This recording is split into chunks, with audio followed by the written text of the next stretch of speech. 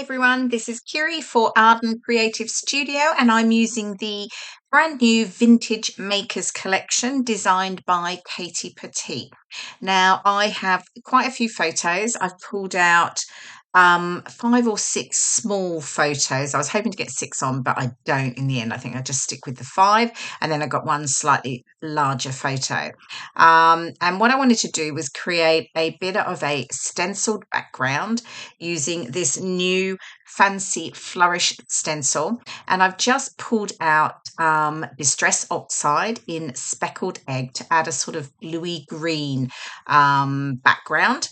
And I'm just working with that beautiful flourish. There's lots of detail. So I am using just a mini brush blending tool, so I make sure I can get into all the small details on the stencil. So I'm going to create 2 areas of stenciling to sit at the back of my photo strip, which is effectively going to go across the entire 12 by 12 layout. Now, what I should have done here with my stencil, I should have gone down a bit further, but I do rectify that a little later on because I realise I'll end up covering up quite a lot of it. So I do add a bit more stenciling to come down a little further later.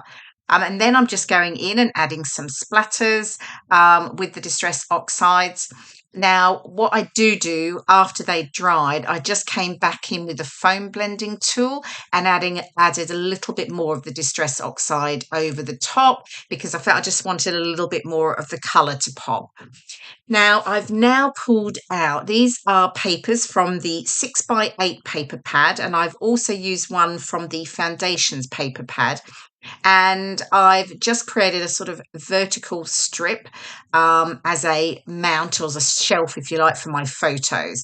And then my photos, they've all been mounted as well on a few different pattern papers. Actually, I just wanted to mix it up a little bit. And then they're going to be arranged across the those paper strips. Now you can see I did only get the 5 small photos on. I had 6, but by the time you sort of mount them and what have you, the 6 didn't work with the larger photo. So yeah, now these photos are from a very pretty little church. It was called St Mary's Church in Ross-on-Wye in Herefordshire. And I go away for a week scrapbooking with a group of my lovely scrapbooking friends, and we do it every year.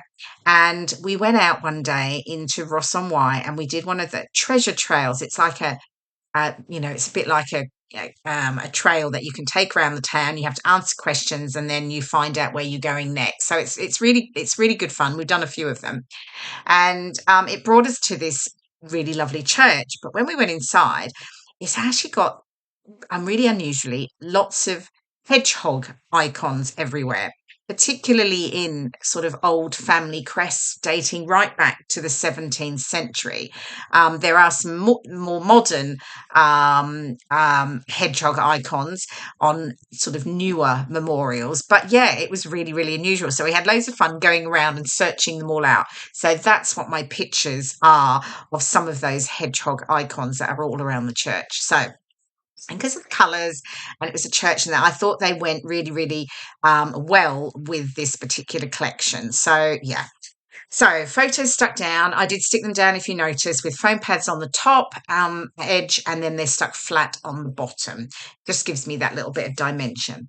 And then I'm pulling out elements from, these are from the laser cuts ephemera, and there's such beautiful detail, so fine. It really cuts it beautifully. So I'm just working out the different elements. I'm just layering them up. I'm sort of creating a bit of a cascading design there using the florals, part of the frame. I've got a ticket in there. And then I've got some circular elements, and then I'm just bringing in some word elements. I've got one that says, that one says a little glimpse, and the one at the bottom says find your piece. And then I've got a cute tiny little butterfly that's going to sit over there on the right. Excuse me. And then I will do the same at the top. So I'll have a cluster at the top. I've cut the frame in half, so I duplicate that and create that sort of continuity with the frame at the top and the bottom. And then I will also add some more floral elements, and I do pull in some of the Vellum ephemera as well. I think it's just the leaves and then like a sort of clock face that I bring in. So yeah, I'm mounting this small circle here on foam pads, and then because I definitely like to mix up my dimension with my layout, so whether that's through adding more paper layers, more distressing, or adding things with foam pads, I definitely always want to get dimension into my layouts. With my butterfly, I've just stuck it flat. It's flat. I haven't stuck it flat. I've stuck it from the center, and then I've just so the wings still are raised up. There you go. You can see that top cluster is pretty much done. I've added another word phrase at the top that says hold on to the memories. And there's a little one that's I'll bring in that says moments. And then I just added two photo corners to my central photo there that I raised on foam pads. Now I bring in this little postage stamp, and then I decide I'm not quite sure that I like it there. So I tuck it in just in front of that large flower. There we go. And then what's next? Oh, these keys, honestly, they're so delicate. They're lovely. So I had two, but I do only add that one at the bottom there. Oh, that's the one that says moments, which I'm just going to tuck in there behind the leaves. And then I'm almost done. I do finish off camera and I add a title in gold alphas from my stash, and I call it Hedgehog Church. And then, of course, I add some journaling below my title.